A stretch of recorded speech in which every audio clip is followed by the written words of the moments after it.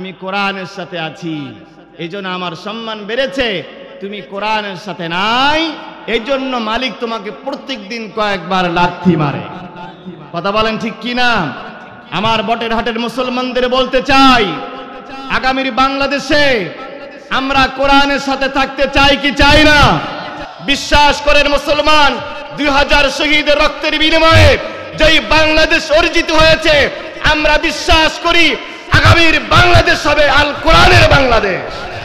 যদি আমরা কোরআনের সাথে থাকতে পারি, তবেই মাত্র একমাত্র কেবলমাত্র মুসলমানদের ভাগ্যের পরিবর্তন হতে পারে। একজন মানুষ হিসাবে, একজন মুসলিম হিসাবে আসলে এই কোরআন যে দায়িত্বগুলো আমার উপরে দিয়েছে, এই দায়িত্বগুলোকে আমরা পালন করতে পেরেছি ভাই?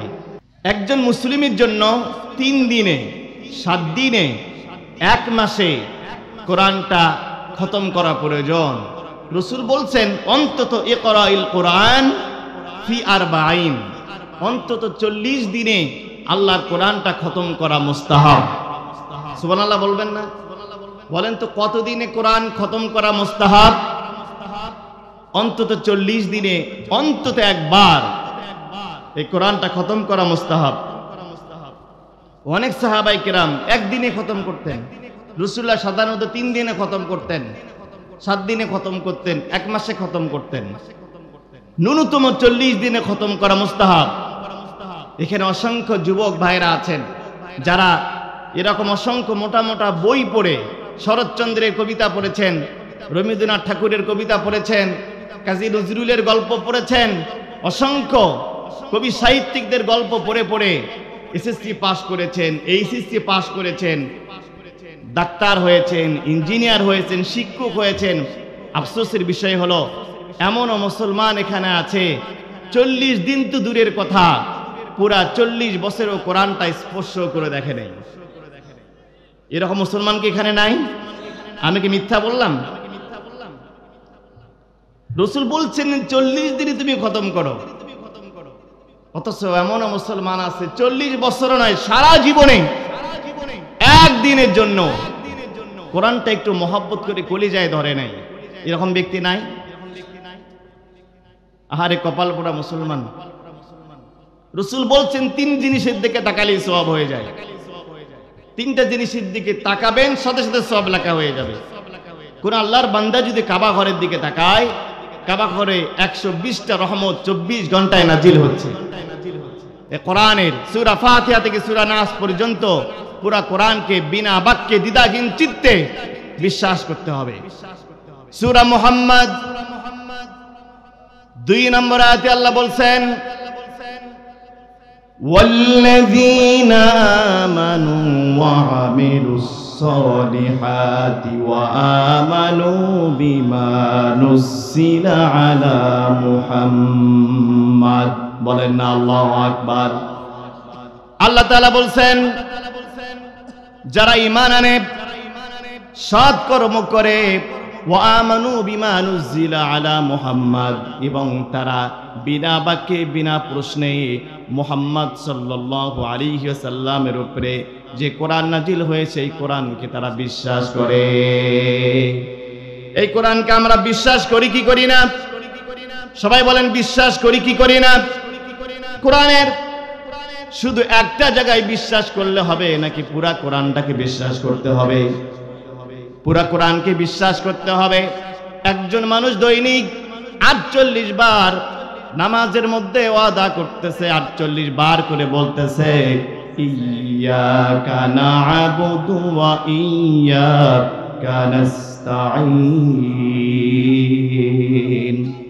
দৈনিক 48 বার আপনি ওয়াদা করতেছেন, আল্লাহর সাথে ওয়াদা করতেছেন মসজিদে বসে, মসজিদের মতো পবিত্র জায়গায় আল্লাহর সাথে ওয়াদা করতেছেন, আল্লাহ আমি তোমারে গোলামি করি এবং তোমার কাছে একমাত্র সাহায্য চাই।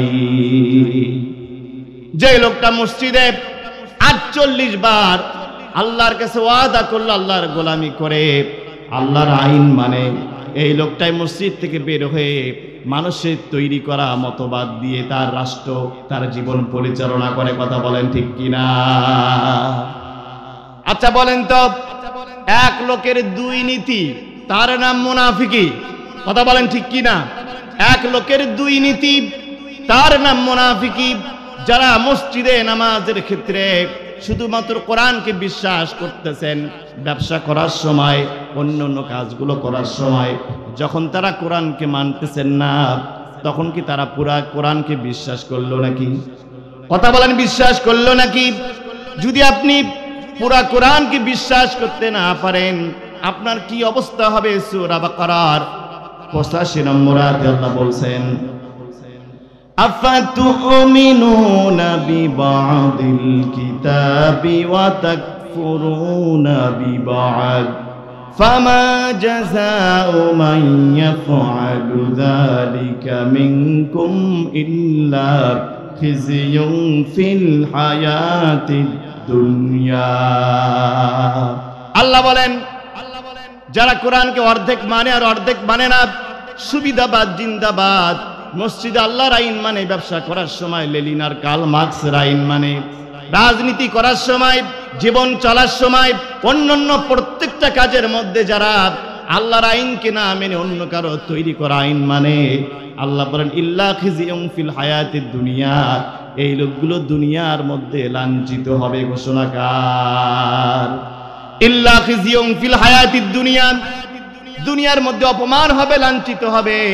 ওয়া ইয়াউমাল কিয়ামাতি ইউরাদ্দুনা ইলা আশাদ্দিল আযাব, আর কিয়ামতের দিন এদেরকে কঠিন আযাবে গ্রেফতার করা হবে। বলেন না নাউযুবিল্লাহ। আমার বটের হাড়ের মুসলমানদের কাছে বলতে চাই, এই কোরআনুল কারীম যখন আপনি পুরা বিশ্বাস করবেন, পুরা কোরআনুল কারীমটাকে যখন আপনি বিশ্বাস করবেন, পুরা কোরআন যদি বিশ্বাস করেন, এই কোরআনুল কারীম যে কাজ করবে, আল্লাহ কোরআনে বলছেন, ইন্না হাযাল কুরআনা ইয়াহদি লিল্লাতী হিয়া আকওয়াম ওয়া ইউবাশশিরুল মুমিনিনাল্লাযীনা ইয়া'মালুনাস সালিহাত আন্না লাহুম আজরান কাবীরা।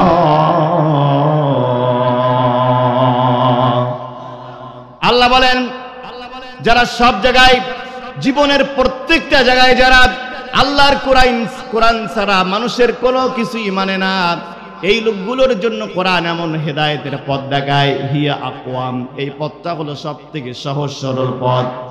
ওয়া ইউবাশশিরুল মুমিনিন, আর এই কোরআন তাদেরকে সুসংবাদ প্রদান করে, ওয়া আন্না লাহুম আজরান কাবীরা, আর তাদের জন্য আল্লাহর কাছে রয়েছে মহা পুরস্কার। বলেন সুবহানাল্লাহ। বটের হাটের মুসলমানদের কাছে জানতে চাই, এই কোরআন আমরা অর্ধেক মানবো নাকি পুরা মানবো? চিৎকার করে বলতে হবে, অর্ধেক মানবো নাকি পুরা মানবো? এজন্য আমি আপনাদের কাছে জিজ্ঞাসা করতে চাই, জানতে চাই, আমরা কি কোরআনের পক্ষে নাকি বিপক্ষে? আরো চিৎকার করে বলতে হবে, কোরআনের পক্ষে নাকি বিপক্ষে? কারা কারা পক্ষে? দুই হাত তোলেন তো দেখি। নারায়ে তাকবীর, নারায়ে তাকবীর। আল কোরআনের আলো, আল হাদিসের আলো, আজকের মাহফিল, বটের হাটের মাহফিল। বিরত হচ্ছেন নাকি ভাইরা? আমি বলছিলাম, কোরআনের প্রতি আমাদের মৌলিক 7টা দায়িত্ব। 1 নম্বর দায়িত্ব হলো পুরা কোরআনুল কারীমটাকে বিনা বাক্যে বিশ্বাস করা, পুরা কোরআনের উপরে ঈমান আনা। মনে থাকবে কিনা বলেন তো? 1 নম্বরটা কি? এখনই অনেকের মনে নাই। ভাইরা আমার কথা বুঝেন আপনারা? তাহলে 1 নম্বর পয়েন্টটা কি বললাম? পুরা কোরআনটাকে কি করা? বিশ্বাস করা। সময় সংক্ষিপ্ত, আমি সংক্ষিপ্ত আকারে বলছি। 2 নম্বর তিলাওয়াতুল কোরআন, এই কোরআনুল কারীমটাকে বেশি বেশি তেলাওয়াত করা। কোরআনুল কারীম যদি আমরা তেলাওয়াত করি, কোরআনুল কারীম তেলাওয়াত করার কারণে যে ফায়দাগুলো আমাদের হবে, 1 নম্বর ফায়দা হলো, যদি কোনো মানুষ কোরআন থেকে তেলাওয়াত করে, কোরআন তেলাওয়াত করার সাথে সাথে আল্লাহ তার ঈমানটা বৃদ্ধি করে দেন। সূরা আনফালে আল্লাহ বলছেন, ইন্নামাল মুমিনুনা আল্লাযীনা ইযা যুকিরাল্লাহু ওয়াজিলাত কুলুবুহুম ওয়া ইযা তুলিয়াত আলাইহিম আয়াতুহু যাদাতুহুম ঈমানা। আল্লাহ বলেন মুমিন তো তারাই যখন আল্লাহ রাব্বুল আলামিনের জিকির করা হয়, আল্লাহর আলোচনা করা হয়, তখন তাদের কলিজাটা কেঁপে ওঠে। এবং যখন আয়াত তেলাওয়াত করা হয়, কোরআন পড়া হয়, যাদাতুহুম ঈমানা, তাদের ঈমানটা বহুগুণে বৃদ্ধি পেয়ে যায়। কোরআন তেলাওয়াতের 1 নম্বর ফজিলত হলো কোরআন পড়লে ঈমান বৃদ্ধি পায়। 2 নম্বর, যদি কোনো মানুষ কোরআন তেলাওয়াত করে, কোরআন তেলাওয়াত করলে আল্লাহ তার সম্মান, তার ইজ্জতকে বাড়ায় দেন। সুবহানাল্লাহ বলবেন না? সূরা ফাতিরের 29 নম্বর আয়াতে আল্লাহ বলছেন, ইন্নাল্লাযীনা ইয়াতলুনা কিতাবাল্লাহি ওয়া আকামুস সালাত ওয়া আনফাকু মিম্মা রাযাকনাহুম সিররাও ওয়া আলানিয়া ইয়ারজুনা তিজারাতাল লান তাবুর। নিশ্চয়ই যারা কোরআন তেলাওয়াত করে, ইন্নাল্লাযীনা ইয়াতলুনা কিতাবাল্লাহ, যারা আল্লাহর কোরআনকে তেলাওয়াত করে, ওয়া আকামুস সালাহ, যারা নামাজ কায়েম করে, ওয়া আনফাকু মিম্মা রাযাকনাহুম, আমি তাদেরকে যে রিজিক দিয়েছি, সিররাও ওয়া আলানিয়া, গোপনেও দান করে, প্রকাশ্যেও দান করে। আল্লাহ বলেন ইয়ারজুনা তিজারাতান, যারা 3টা কাজ করলো, কোরআন পড়লো, নামাজ পড়লো এবং যারা দান করলো, তারা আল্লাহর সাথে এমন ব্যবসা করলো, এমন বিজনেস করলো, তিজারাতাল লান তাবুর, যেই ব্যবসায় কোনোদিন লোকসান হবে না। সুবহানাল্লাহ বলবেন না? 3টা কাজ রাসূল কখনো ছাড়তেন না। প্রত্যেকটা মুসলমানের 3টা কাজ করা সবথেকে বেশি জরুরি। দৈনন্দিন কোরআন তেলাওয়াত করা, নামাজ আদায় করা, 2 টাকা হলেও প্রতিদিন দান করা। আল্লাহ এবার বলতেছেন, যদি এই 3টা কাজ কেউ করে তাহলে কি হবে? লিইউফিয়াহুম উজুরাহুম ওয়া ইয়াজিদাহুম মিন ফাদলি ইন্নাহু গফুরুন শাকুর।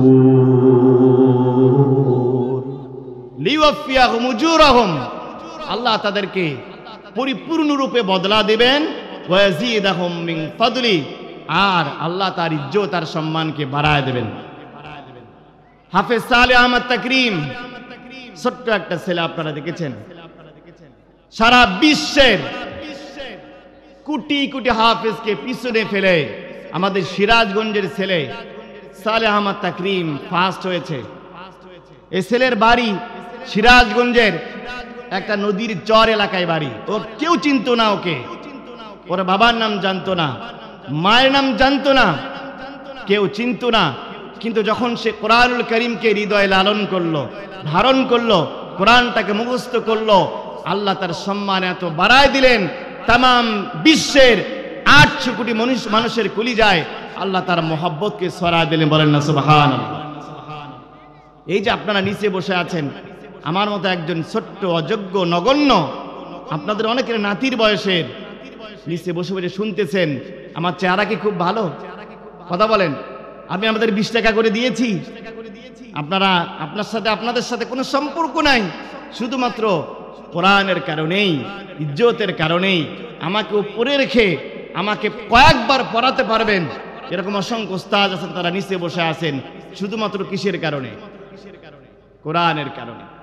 আমার ভাইয়েরা, এজন্য কোরআন যারা পড়ে আল্লাহ তাদের ইজ্জত শান মান বাড়ায় দেন।